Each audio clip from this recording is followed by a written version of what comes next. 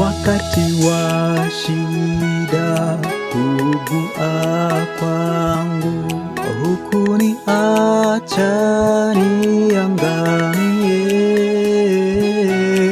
Ulinzi wako na maisha yangu umenisalama. Naushangilia upendo wake Bwana, nguvu zake nanga yangu ni ushindi wangu.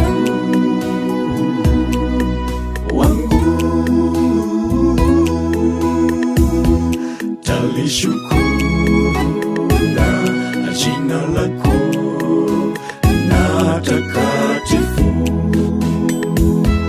Wewe ni mwema na mwingi wa rehema, unayotenda yote ni amina. Matendo yako makuu maishani